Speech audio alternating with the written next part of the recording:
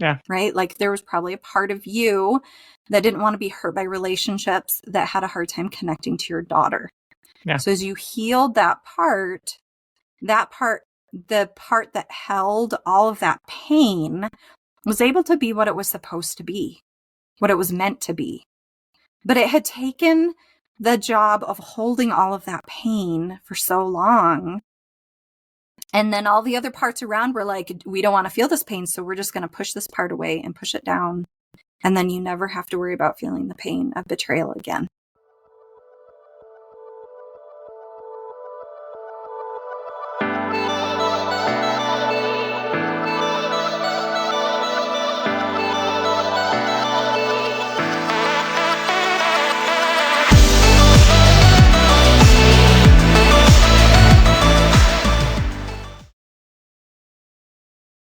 But I would like to hear more about some of the other modalities. Like what are the ones that you love more? Like what are the things that you find to be effective for helping people to process trauma and, tie up those bows?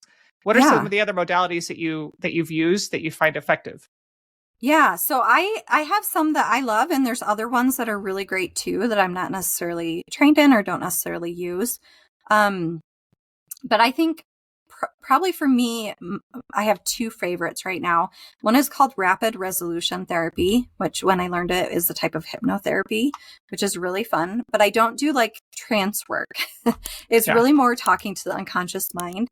And that one is just absolutely fantastic because it really taught a lot of skills of how to keep people present and focused in their bodies in the present moment so that we can, I talk about it as editing our memory. That's what the tying up of the bows is. That's the phrase I like to use is we're going back and editing it. And once it's edited, it can't affect us the way it did before.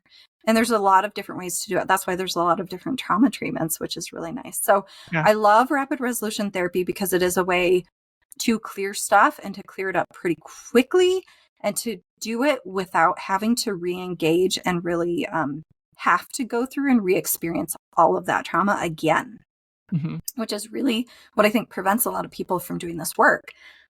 So I love rapid resolution therapy. It's not a super well-known or popular one, especially out here west. I learned it when I was back in Georgia.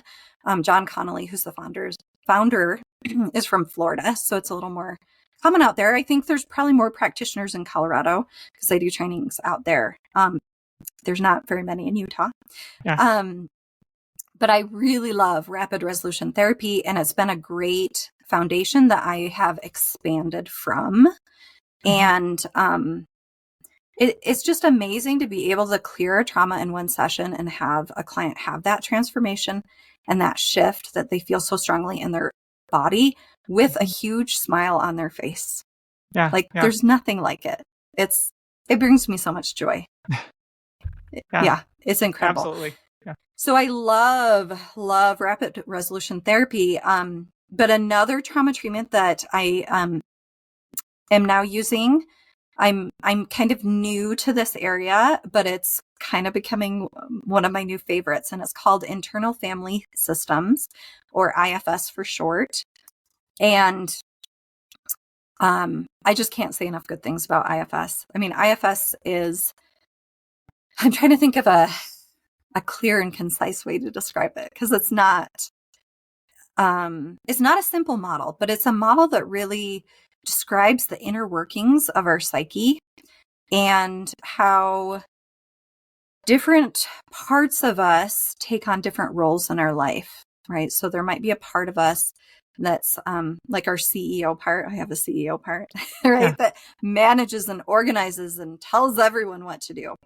And then, I have another part that's like my depressive part that's just like, I'm exhausted. I don't want to do anything. I'm just going to veg on my phone and play, my Candy Crush now, right? Like, and it doesn't want to do anything. And so you have these different parts that can be like in conflict with each other. And all of the parts form their roles based on trauma that's happened. And that's been stored.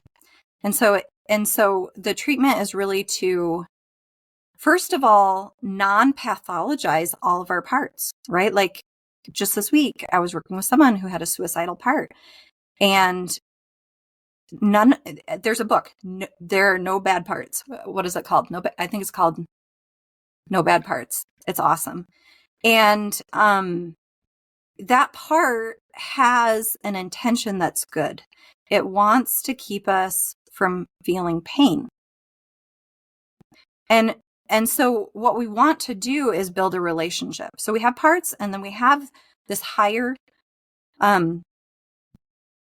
wiser part of ourself that's known as self. That's how they refer to it. And so what we want to do is learn how to be self-led, because our self is going to be fully engaged and accepting and understanding of all of our parts, where our parts only see a piece of the picture and only have a very specific, narrow focus and role. And oftentimes we'll kind of develop an extreme role based on a trauma in order to protect us. Yeah. Right? Like there was probably a part of you that didn't want to be hurt by relationships, that had a hard time connecting to your daughter.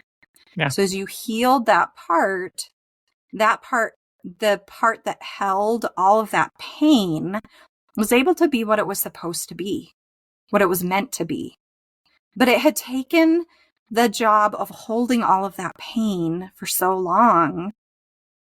And then all the other parts around were like, we don't want to feel this pain, so we're just going to push this part away and push it down.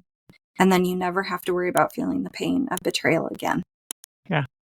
So IFS is a beautiful way of developing an amazing relationship with yourself. It's a very, I'm a very spiritual person, and I love it because it is a very spiritual model, not like religious, but just spiritual as far as really connecting with our own inner self. And the way that it describes these parts of us is incredible. I remember when I was first learning it and I brought it to a client, and he actually was using the words that the model used as he was talking about the parts. Like he used the word protector, and that's one of the words that we use. And I was like, oh my gosh, Dick Schwartz, he just totally paid attention and learned what's really going on. Yeah. It's not just a theory. Like when you really dig into it, like this stuff to me, it's just truth. It's just truth. Well, and the way that it's they so put it interesting. together.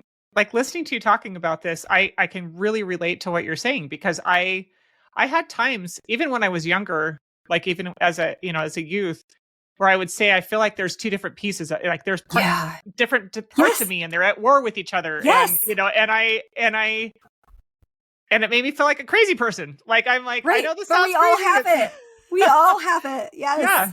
Yeah. And it's and the two parts, you oftentimes when you have a part that took on a really big role and it has an extreme reaction to something, you usually actually do develop a part in opposition polarization to that part to try to balance the system. But then you have two very extreme parts, right? Mm-hmm. On opposite sides of the spectrum, which is, it does feel like you're crazy, but that's actually the way most people are. Yeah.